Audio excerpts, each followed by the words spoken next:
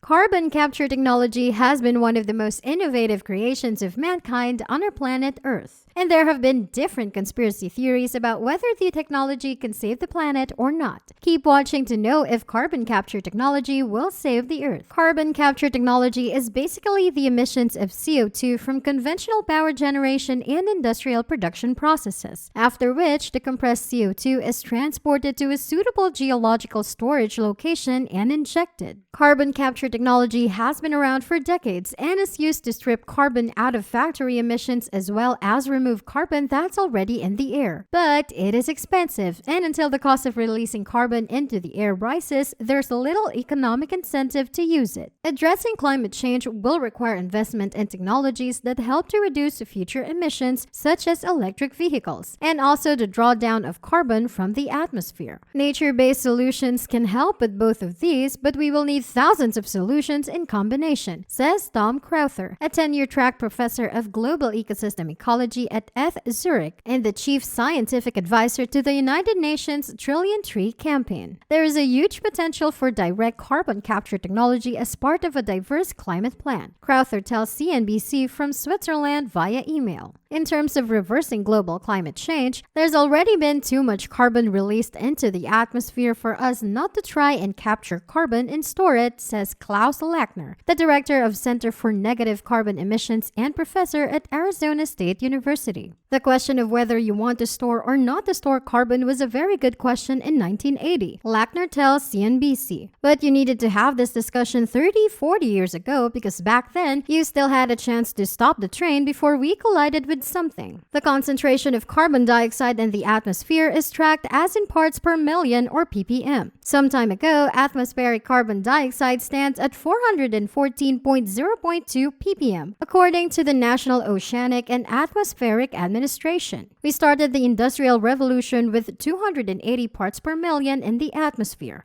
Lackner tells CNBC. By now, we have 415 ppm and we are going up 2.5 ppm a year at this moment. The consequences of that rising carbon dioxide in the atmosphere are already dire and will get worse. The oceans have started to rise, hurricanes have gotten way worse, climate has become more extreme, and this will only get worse over the next decade, Lackner says. We have technologies to remove greenhouse gases from air, but it's clear we can't scale them fast enough to make a difference. The problem lies in the behavioral economics problem that differentiates this industry from solar power, electric cars, and other profitable tech sectors, said Gregory Nemeth, professor of public affairs at the University of Wisconsin-Madison. Namely, there's not really any reason to pay for CCS other than combating climate change. Turns out that saving the world on its own isn't necessarily a good enough reason to save the world. Carbon capture and storage works essentially because chemistry is effective. There are many different ways to pull carbon dioxide out of the air or a column of factory smoke, but all methods are based on the principle that CO2 sticks to certain chemicals. So, for example, a coal-fired power plant in Saskatchewan, Canada uses a system that you can kind of imagine as a giant bong. The plant takes the mixture of water vapor and gas left over after coal is burnt and bubbles it up through a liquid that contains several chemicals related to ammonia. The CO2 clings to the liquid solution and the rest of the gases keep on rising up and out of the power plant smokestack. Heating the solution frees the CO2 molecules, which are then trapped and compressed in tanks. The liquid can be used again. So generally speaking, the technology of carbon capture is ready to go. The problem with CCS is that it doesn't really have a destination, said Dan Lashoff, U.S. Director of the nonprofit World Resources Institute. Other climate-adjacent industries such as electric vehicles and solar photovoltaics have grown rapidly in the past decade. But Lashoff made it clear that the other industries offer benefits outside of their climate impact. Solar is generating electricity you can sell. Electric cars are really fun and fast and you don't have to go to the gas station. There's a market for that independent of climate benefits, he said. Avoiding a climate disaster would require some 10 billion tons of CO2 emissions to be eliminated from the atmosphere each year by mid-century through emission reductions or NETs, the National Academy study estimates on the basis of UN data. By 2100, that number grows to 20 billion tons per year. Scientists estimate that NETs, if scaled up successfully, could address roughly 30% of the needed reductions. If you're willing to accept that we won't keep global warming under 1.5 degrees, it might not matter much whether CCS becomes a winner or not, Nemeth said. That's because so many other emissions-reducing technologies are winning. If you lump them all together, he said, the combination of solar, wind, electric vehicles, advanced batteries, liquid biofuels, and other technologies could make enough of a dent that it doesn't matter whether CCS ever becomes cheap. It's a really good thing that we have these other possibilities that are emerging, he said. Potentially, it eats away at the case for the necessity of CCS. Current models suggest we're going to need to remove 10 gigatons of CO2 per year by 2050. And by the end of the century, that number needs to double to 20 gigatons per year, says Jane Selikova, a climate scientist at the University of Wyoming. Right now, we're removing virtually none. We're having to scale from zero. Getting there will require policy changes such as carbon taxes or new economic drivers. A separate National Academies report, also released in late 2018, examined the possible use of CO2 or methane as a feedstock to make chemicals, fuels, or other products. It found potential markets in construction materials, chemicals, and fuels. However, at best, the marketplace could use about 10% of greenhouse gas emissions, the report concluded. And if CO2 is used to produce fuels, little is gained unless CO2 emissions are again captured when that fuel is burned.